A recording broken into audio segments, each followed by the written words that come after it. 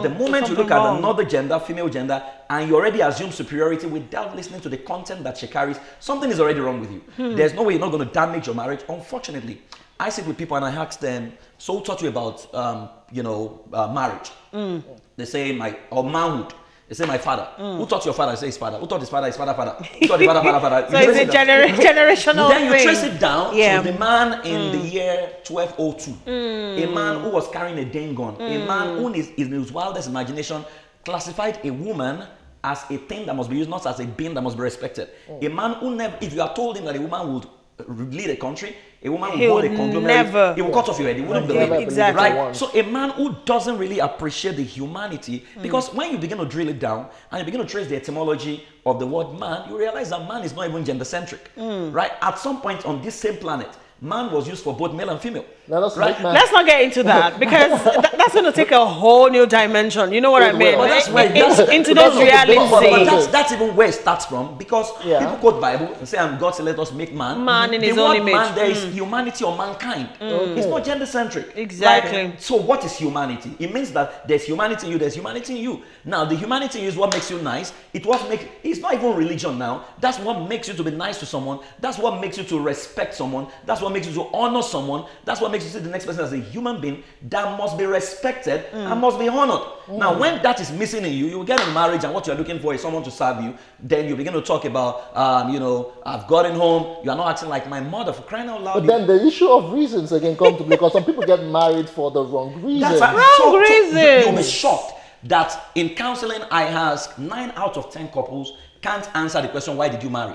Their reasons are very plastic. What kind of reasons have they You given hear you? reasons like, I married this woman because I've always wanted someone to take care of my home. That person never needed a wife, he needed a housekeeper. I married someone, because she's a good cook. You needed a cook, not a wife. Right? You hear all kinds of flimsy. Which you could even get on the internet. So it's all about you, and once it's about you, once that need is met, you're out of that marriage. All right, Mr. Fowowe, even as much as we're talking so glowingly about this, we cannot take away the fact that there are certain expectations when people do get married. Absolutely. Culturally, for instance, in this part of the world, it is an inevitability that when you get married, you must have children.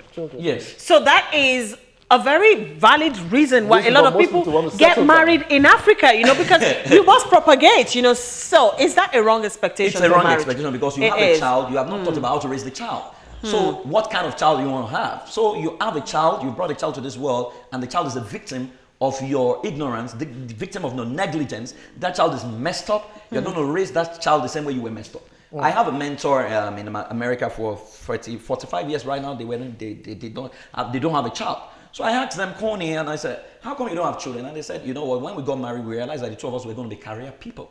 And we know that we will not have time to raise children. To raise that and child. We feel it will be irresponsible for us to bring children to the world when we will not be personally responsible for their upbringing. That's good thinking. So it's enough reason. That's good thinking, but that's a problem in Africa because the moment you get married, the next people are expecting. In fact, you will hear it during wedding ceremony that after 9 months. Yes. What does that mean? This time in season next year. It is an expectation. What does that If it doesn't happen, then there's a problem already.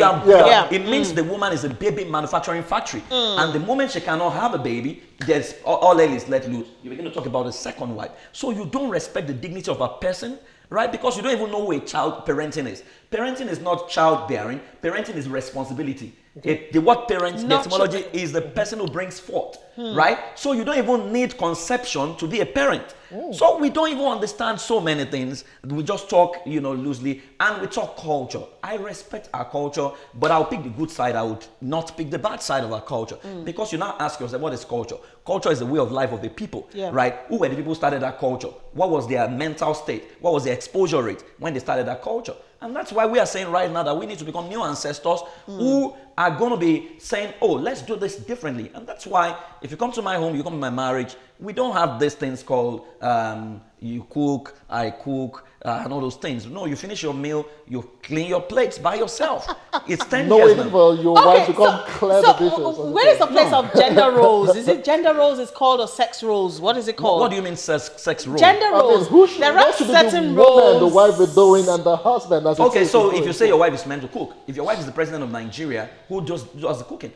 Now, who cooks? Cooking is a means to an end. The end is eating, right? But here we fight over who does the cooking. But we don't. In fact, we That was don't fight. hilarious. We already know who should. We know who Normally should. for the should. Nigerian context, the Let me give, woman must do the let me cooking give a at typical first. example. When I got married, Yeah. I was an entrepreneur. My wife was a banker. She left the house 6:30 a.m., sometimes 5 a.m., sometimes she returned 1 a.m. Now, would I now wait and say she must cook for me? So the first 3 years of my marriage, I was the one that went to the market. The mama that was selling pepper, they knew me. The woman selling vegetable, they knew me. Right? I ensured that food was ready. I prepared the meal. It was not a problem for me because my mother raised me to cook. Right? So I didn't marry a cook. I didn't marry her to come and cook for me. Right? I cook, human beings cook. And that's why every house comes with a kitchen to prove to us that human beings should cook.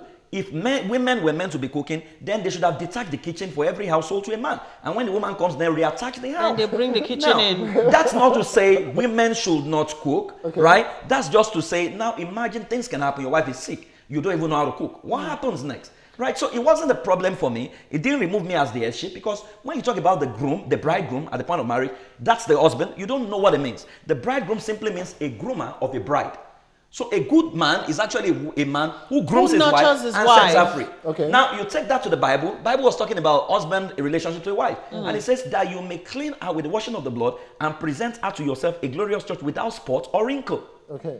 What was he talking about? Mark your result by looking at your wife. If there's wrinkle, if there's spot, that is your grooming ability. Your wife is a result of your grooming Of what- ability. Okay. But praise. I you- hope you- Nigerian praise. men are listening. Yeah, I am listening. Okay. I cook, don't worry.